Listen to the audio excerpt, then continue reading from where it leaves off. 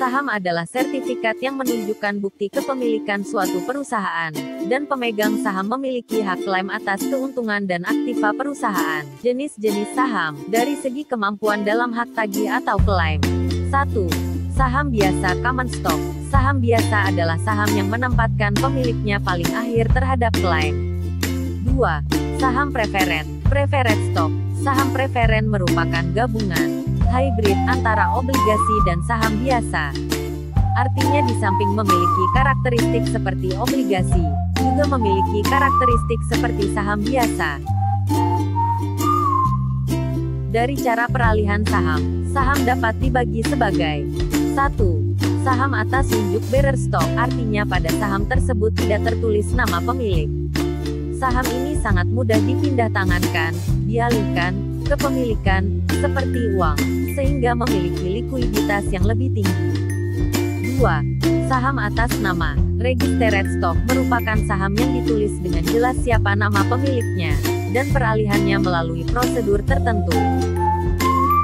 Dari kinerja perdagangan saham dapat dibagi sebagai berikut. 1. Saham unggulan atau biasa disebut blue chip stock merupakan saham biasa dari perusahaan yang memiliki reputasi yang tinggi. 2. Saham pendapatan income stock, saham dari emiten yang memiliki kemampuan membayar dividen lebih tinggi dari rata-rata dividen yang dibayar tahun sebelumnya. 3. Saham pertumbuhan growth stock, well known, merupakan saham dari emiten, pihak yang melakukan penawaran umum, yang memiliki pertumbuhan pendapatan yang tinggi dan menjadi leader di industri sejenis. 4. Saham spekulatif, speculative stock, saham dari emiten yang tidak bisa secara konsisten memperoleh penghasilan dari tahun ke tahun. 5. Saham siklikal, counter cyclical stock, saham yang tidak terpengaruh oleh kondisi ekonomi makro maupun situasi bisnis secara umum.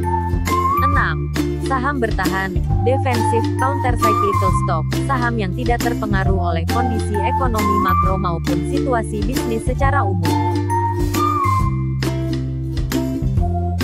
Obligasi adalah surat tanda bukti utang yang dikeluarkan oleh perusahaan kepada pemegangnya dengan imbalan bunga sejumlah tertentu. Jenis-jenis obligasi. Berdasarkan jenis penerbitnya secara umum obligasi dapat dibedakan menjadi dua, yaitu obligasi pemerintah dan obligasi korporasi.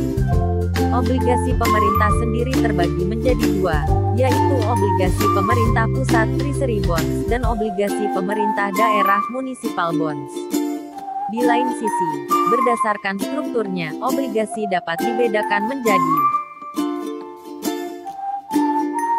pertama, obligasi suku bunga tetap, fixed rate, straight bonds. Obligasi jenis ini memiliki kupon bunga dengan besaran tetap yang dibayar secara berkala kepada investor sepanjang masa berlakunya obligasi.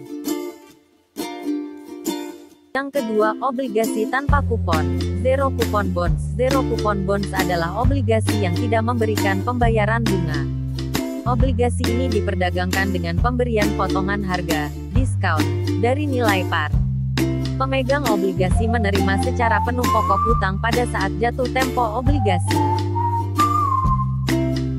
Dan yang terakhir, obligasi convertible dan exchangeable. Obligasi yang dapat ditukarkan dengan saham biasa, common stock, dari perusahaan penerbit obligasi disebut convertible bonds. Sedangkan exchangeable bonds dapat ditukarkan dengan saham biasa perusahaan lain. Perbedaan saham dan obligasi. Pemilik saham memiliki hak atas keuntungan perusahaan dan juga hak suara. Sementara obligasi, pemilik hanya berstatus sebagai pemberi utang. Hasil yang diterima dari saham adalah dividen atau keuntungan dari saham yang Anda miliki adalah jumlah total setelah dipotong pajak. Sebaliknya perbedaan saham dan obligasi. Bunga obligasi lebih dulu dikeluarkan sebagai biaya, jadi bisa dianggap tidak kena pajak.